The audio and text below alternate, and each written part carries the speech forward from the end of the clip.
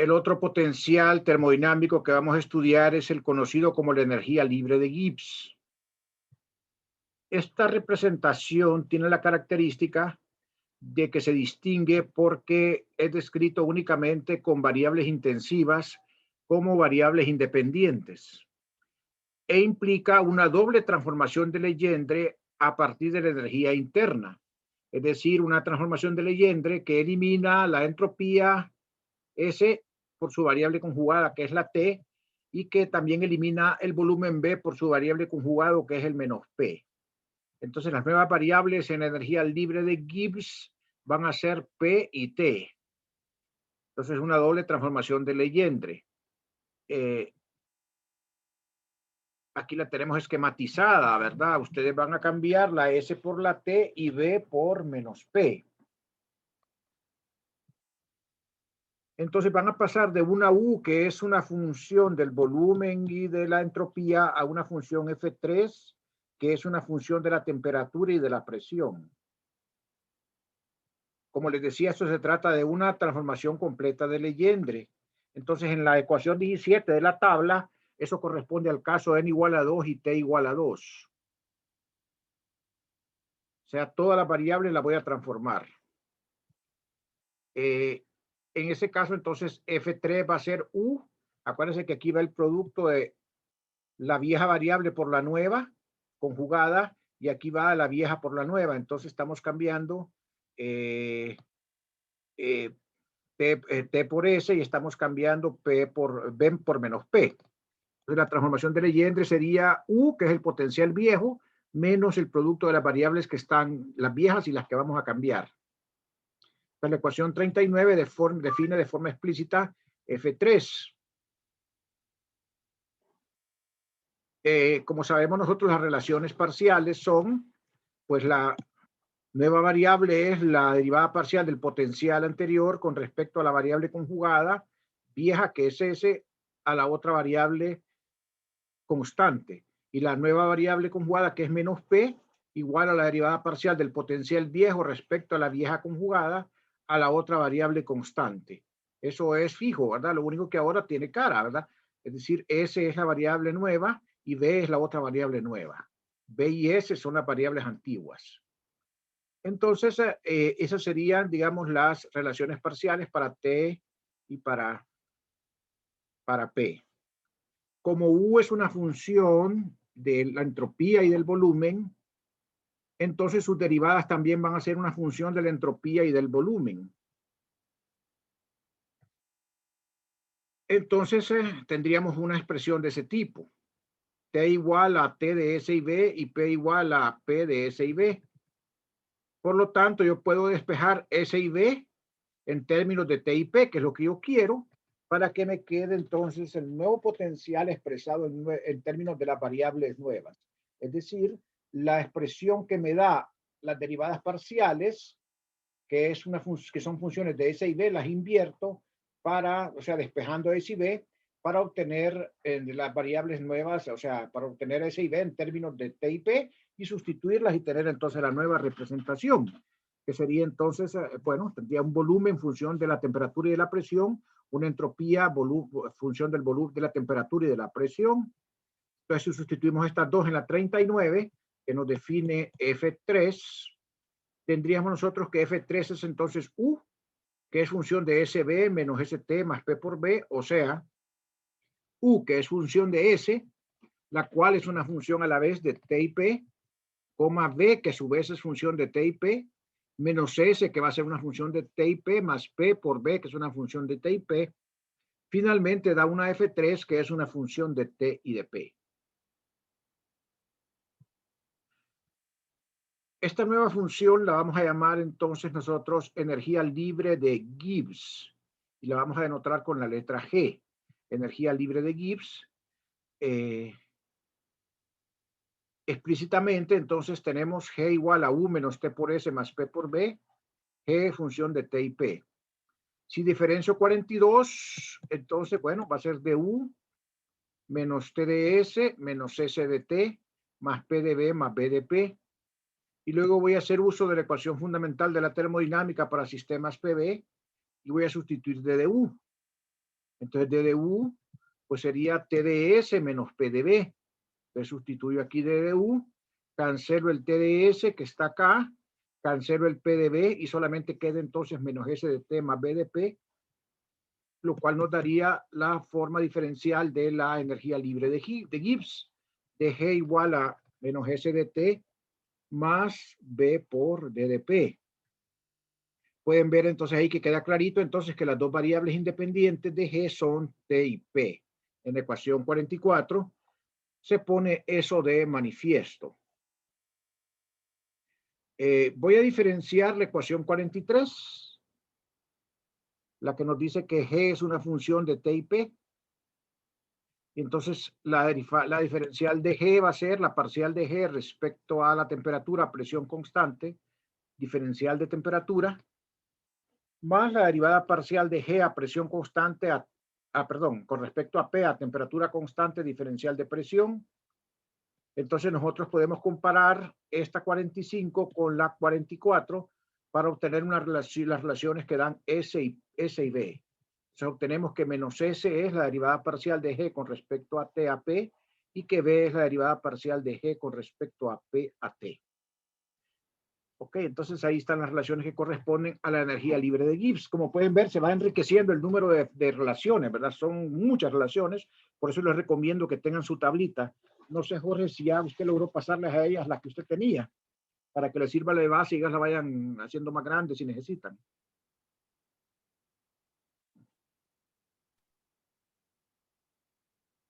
Jorge.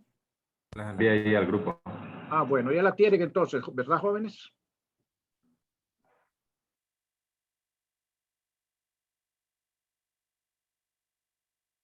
¿Tienen su tablita ya?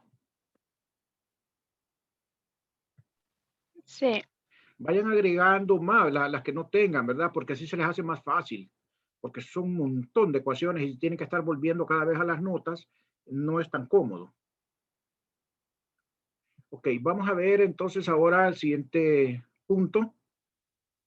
Esta ya está subida ya está subida también en la plataforma. Aquí debería decir ya clase 4, hay un desfase ahí, ¿verdad? Pero no importa, ustedes se lo corrigen ahí. Esta debería ser la clase 4 del tema 1. Vamos a ver lo que se llaman ecuaciones de Gibbs-Duhem y las ecuaciones TDS.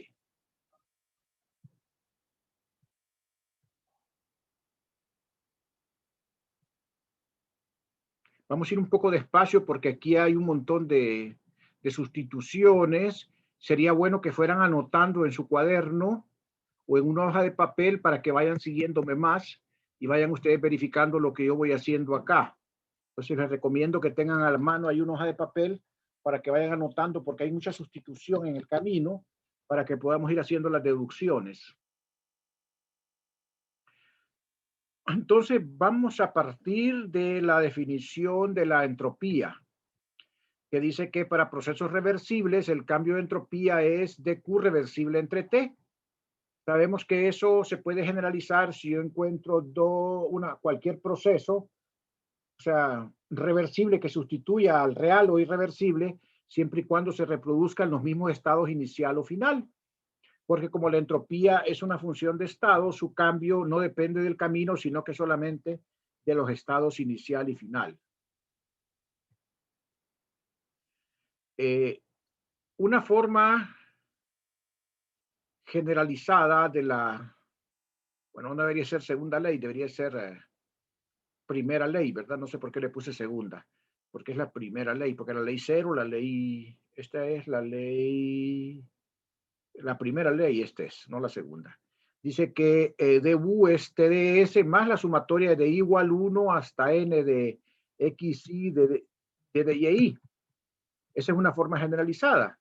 Nosotros estamos más familiarizados a poner acá menos P por DDB, porque usamos generalmente XI como menos P y DDI como DDB para fluidos hidrostáticos.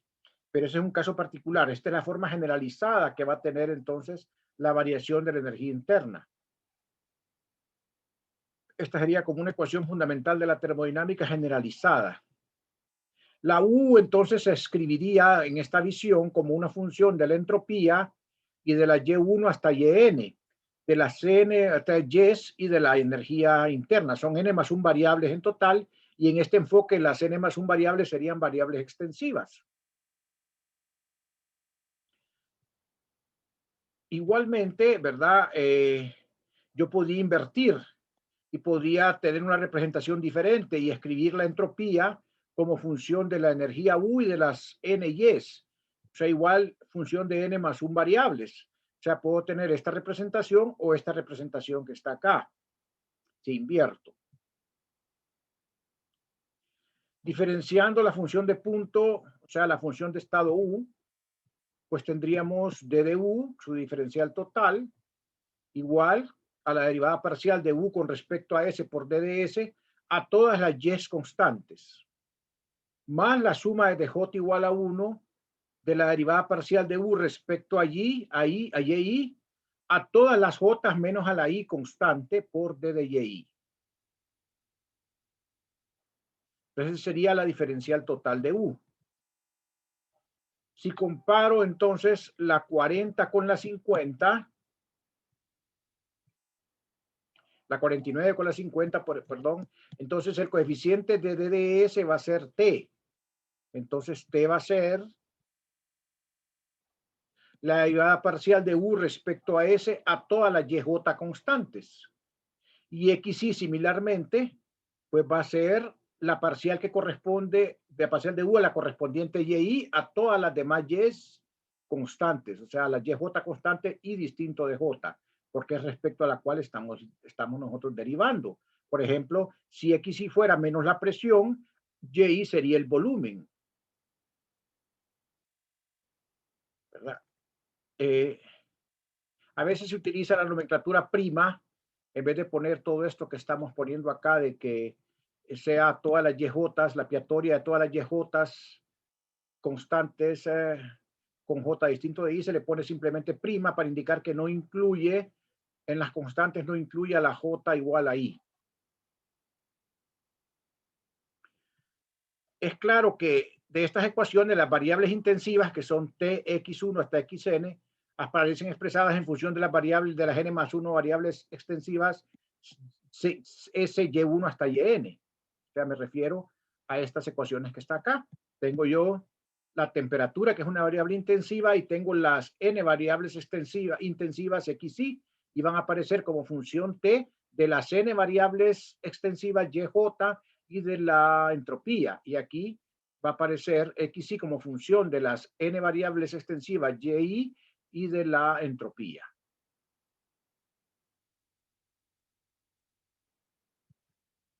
Ahora, dado que U es extensiva, esta ecuación 49 la podemos escribir de manera un poco diferente.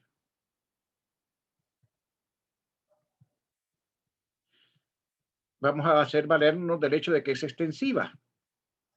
Supongamos que nosotros, que cada variable extensiva sufre un incremento por un factor constante lambda.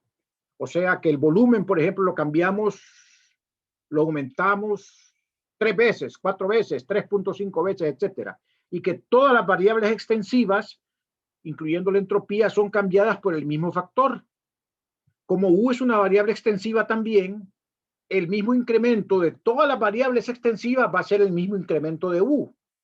O sea que lambda U va a ser el incremento en U y va a ser igual a U por lambda por S, lambda Y1 hasta lambda YN.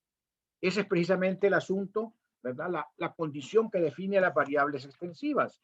Si yo aumento el doble, por ejemplo, el volumen, pues yo voy a aumentar al doble la energía interna también, ¿verdad? Si yo aumento al doble el volumen, aumento al doble la magnetización, aumento al doble la energía interna, ¿verdad? Que esa es la condición de variables extensivas, esta ecuación 52 que está acá. Entonces, esto es importante lo que voy a hacer ahorita. Fíjense bien. Voy a diferenciar esta ecuación 52 con respecto a lambda. Entonces, si diferencio respecto a lambda, aquí al tomar la derivada parcial, aquí solo queda U. Y cuando yo derive aquí, voy a aplicar la regla de cadena. Va a ser la derivada de U respecto a lambda S por la parcial de lambda S respecto a lambda, más la suma de igual 1 hasta n de la parcial de u respecto a lambda y por la parcial de lambda y respecto a lambda. Lambda es un parámetro. ¿Ok? Entonces, ¿aquí qué tenemos? Bueno, la parcial de lambda S respecto a lambda es S. Y la parcial de lambda y respecto a lambda es y. Entonces, solamente queda esta expresión que está acá. Y esto es válido para todo lambda. Para cualquier lambda. ¿Ok? Es una expresión válida. Yo no he dicho nada particular sobre lambda. Lambda es cualquier parámetro. En particular, si le hacemos lambda igual a 1, obtenemos que U, la energía interna, es la parcial de U con respecto a S por S, más la suma desde igual 1 hasta N de la parcial de U respecto a Y por Y. O sea, este por S más la sumatoria de igual a 1 hasta N de XY por Y. Porque la parcial de U respecto a Y es, sabemos nosotros, XY. ¿Verdad? La parcial de U respecto a Y es XY. Entonces, si sustituimos esta XY acá, en vez de poner parcial de U respecto a Y, ponemos XY, entonces nos queda esta expresión para la energía interna. O sea, este por S más la sumatoria de igual 1 hasta N de XY y Y. Interesante, porque miren que eso no le está dando una forma diferencial de U, sino que les está dando la expresión para la energía interna en términos de todas las variables. ¿Alguna pregunta hasta ahorita?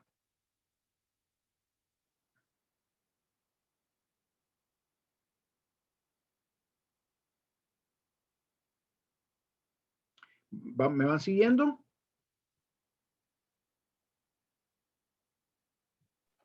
Sí. Muy bien, jóvenes. Entonces, me voy a pasar a la siguiente hoja. Creo que aquí tuvimos un desfase una vez que volví a escanear la 2 en lugar de, esta está repetida, miren, volví a escanear la 2 en lugar de la 3 y se pasó a la 4. Por eso tengo una hoja auxiliar que se las puse ahí en las notas, en la plataforma, ¿verdad? Donde aquí tenemos la continuación de la continuación o sea, la hoja 3 realmente, ¿verdad? Que se me quedó. La ecuación 54 que vimos antes se llama ecuación de la forma de Euler para la energía interna. La fórmula de Euler para energía interna, o sea, esta 54 es la forma de Euler para la energía interna. Esta está aquí, miren, ¿verdad? La que acabamos de deducir. Entonces voy a tener aquí, dependiendo cómo sea el sistema, qué tipo de sistema tengo aquí. Entonces voy a tener acá la energía interna en su forma de Euler, dependiendo cuál sea el sistema, dándole cara a XY y a YY. Entonces voy a continuar acá. En particular, para un sistema químico formado por una sola componente, cuando hay sistemas químicos, entonces aparecen dos cantidades nuevas. Uno es lo que se llama el potencial químico, que es mu, y lo otro es el número de moles, que es su variable conjugada, que es nu. Si yo tuviera más componentes, pues yo tendría un mu1 y un nu1, un mu2 y un nu2 para cada componente. Por ejemplo, si yo tuviera una mezcla de gases inertes que no reaccionan, pues cada gas tendría su propio potencial químico y su propio número de moles. Entonces, pero como solo tengo una componente, entonces solo va el término acá mu nu, porque se refiere solo a una componente. Solo hay un potencial químico y un número de moles. Ok, esta sería la forma que tendría la ecuación de la forma de Euler de la energía interna para un sistema químico de una sola componente. Hoy voy a partir de 54. Si ustedes observan 54 y lo derivan, entonces les va a quedar, acuérdense que tienen dos productos. El primer producto es ST, entonces su diferencial es TDS más SDT, y el otro producto es esa suma, ¿verdad? Que sería X por Y. Entonces su diferencial sería X DDY, DDY más YY DDXY. Ese sería su diferencial. Entonces vamos a utilizar 49. Vamos a ver qué nos dice 49. 49 dice TDS, dice que DDU es TDS más la suma de igual a 1 hasta n de x y de y. O sea, esto más esto forman d de u. Entonces, quiere decir que aquí tengo, cancelo la d de u y me queda 0.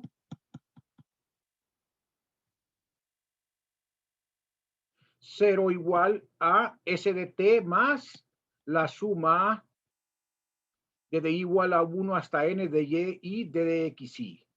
Esta ecuación que está acá es la llamada ecuación de Gibbs-Duhem. Esta que está acá es la llamada ecuación de Gibbs-Duhem.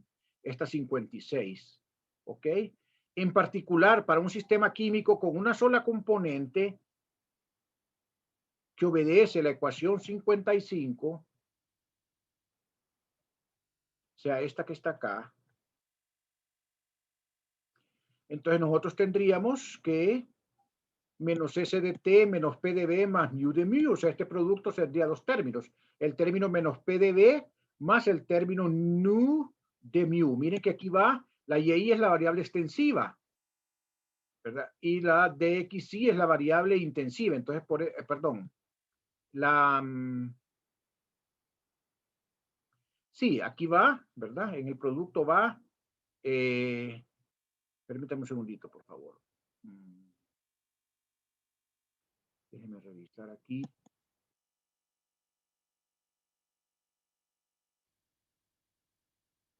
Sí, aquí está malo. Aquí debe ser, corrijan esto, por favor. Está malo, aquí debe ser. Acuérdense que es variable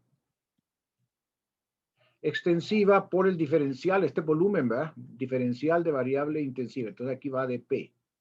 Corrijan eso, por favor. Aquí va B de P. Menos B de P. Y aquí va mu de mu. Mu de mu. Nu de mu. Número de moles por el diferencial del potencial químico. Igual a 0.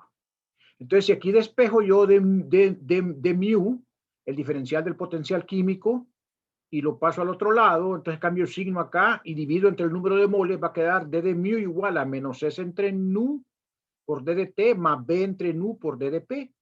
Este S entre mu es lo que se le llama la entropía molar, o sea, entropía por número de moles. Y este B entre nu es lo que se llama el volumen molar, que sería volumen entre número de moles. Entonces la ecuación nos quedaría, la ecuación de Gibbs-Duhem nos quedaría como d mu igual a menos S asteriscado d de t más nu asteriscado d de P, donde S asteriscado sería la entropía molar y nu asteriscado sería el volumen molar. Esa ecuación le vamos a llamar ecuación 58. Voy a retomar acá nuevamente la clase acá. Entonces aquí es la página 4. ¿eh? La ecuación de Gibbs-Duhem es pues una ecuación diferencial para el potencial químico de un sistema termodinámico. O sea, la ecuación de Gibbs-Duhem entonces es una ecuación diferencial para el potencial químico de un sistema termodinámico. Es esta, ¿verdad? Si conocemos la ecuación de estado y la entropía en términos de las variables intensivas, 58 puede ser integrada para encontrar mu. Esta puede ser integrada para encontrar mu.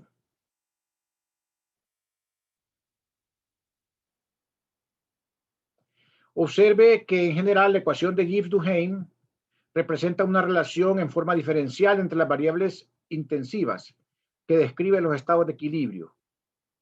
Cuando se conoce la ecuación de estado, o sea, cuando nosotros conocemos la ecuación de estado que dice, por ejemplo, que y es una función de x1 hasta xn y de la temperatura, esta es la ecuación de estado para todo y. O sea, hay ecuaciones de estado hay una ecuación de estado para esta variable. Y tenemos, entonces, tenemos la expresión, la ecuación de Gibbs-Duhem, que dice que S de t más la suma de y de x y es igual a 0.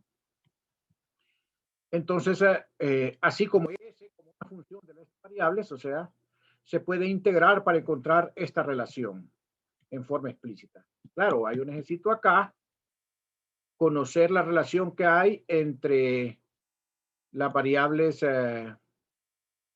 entre B y P, entre las variables extensivas y las intensivas, y S como función de T para poder hacer la integración.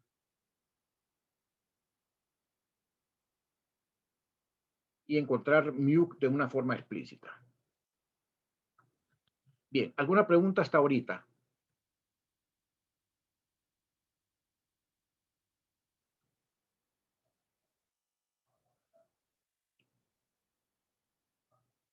Bien, vamos a ver lo que son las ecuaciones TDS. TDS. Supongamos un sistema termodinámico sigma, descrito únicamente por dos variables independientes y que experimenta un proceso infinitesimal reversible entre dos estados de equilibrio. Pues el cambio de energía interna viene dado como dU igual a TDS menos PdV. Acuérdense que es un sistema descrito únicamente por dos variables y estamos pensando que es un sistema hidrostático. Entonces, tenemos PdV. ¿Cuáles son las variables? Hay tres variables, T, P y V. Pero como hay una ecuación de estado, entonces solamente dos de esas son independientes. Entonces, si aquí despejo TDS, voy a tener TDS igual a dU más PdV, de ecuación 59. Entonces, vamos a ver qué pasa. Por ejemplo, dice, para un gas ideal monoatómico. Pues nosotros sabemos que la energía interna U es 3/2 de nu R por T. Y que la presión P es PV, P igual a nu RT sobre V. Déjeme ver si no me pasé ninguna hoja aquí antes. Esta es la 5, estamos bien.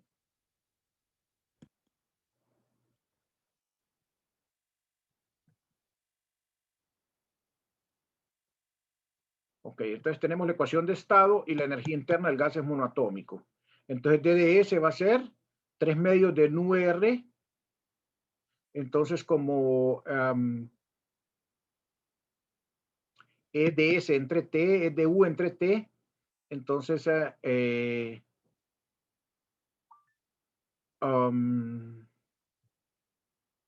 DDU sería 3/2 de NR por DDT, pero como divido entre T, entonces sería DT entre T acá. O sea, ¿cómo explico? DU es 3/2 de nu R, pero como yo dividí entre T, DS quedó DU entre T, o sea, 3/2 de nu R de T entre T, y aquí queda P de V, pero P sería nu R entre V, ¿verdad? Nu R entre V por T, pero la T se cancela cuando divido, y entonces solo queda nu R D de V entre V, para la DDS. Entonces, si yo integro, entonces voy a tener que el cambio de entropía, que es S final menos S inicial, es 3/2 de nu R, logaritmo natural de T entre TI, más nu R, logaritmo natural de BF entre BI, para un gas ideal monoatómico, ¿verdad? Monoatómico, ¿por qué? Porque aquí tengo que U es 3/2 de nu por R. O bien, entonces, si ustedes pasan esta SI al otro lado, ponen aquí el logaritmo natural de TI por 3/2 de nu R, ponen nu R, logaritmo natural de BI, esa es una sola constante que le pueden llamar S0, se le llama entropía residual, y entonces la entropía quedaría como 3/2 de nu R, logaritmo natural de T, más nu R, logaritmo natural de B. Esto es importante porque a la hora de calcular los cambios, entonces este S0 no interviene, solo interviene la dependencia de T y del volumen para la entropía. Entonces, esa expresión sería la entropía para un gas ideal. ¿Ok? ¿Alguna pregunta hasta ahorita?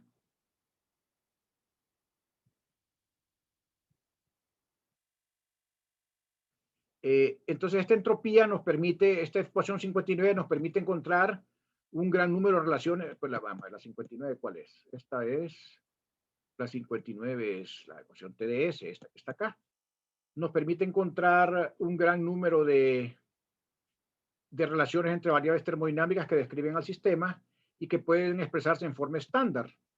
Es decir, en términos de una variable de estado, P, V o T,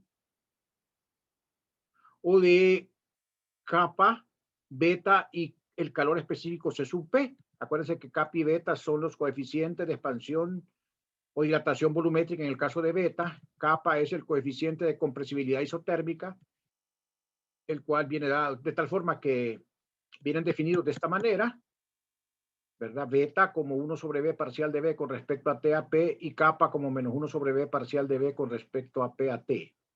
Y Si yo veo eso, entonces la derivada parcial de P con respecto a B es la razón de beta entre kappa. Entonces yo puedo expresar, nos permite encontrar esa ecuación, la ecuación anterior, la que vimos antes, nos permite encontrar un gran número de relaciones entre variables, ¿verdad? Que relaciona las variables termodinámicas con las variables calóricas, que son estas que están acá, ¿verdad?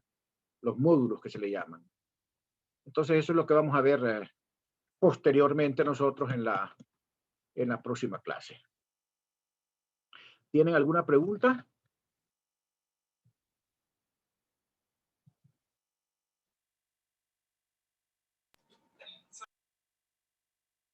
¿Estamos claros hasta acá? Pregunto. ¿Estamos claros, jóvenes? ¿O tienen alguna pregunta? Todo claro. Muy bien. Entonces, mañana nos estaremos conectando, si Dios lo permite, a la misma hora. Yo les deseo una feliz tarde, buen provecho y agradezco mucho su atención. Listo. Buenas tardes, profesor. Buenas tardes. Gracias, feliz tarde, hasta mañana. Buenas tardes, feliz tarde a todos y a todas.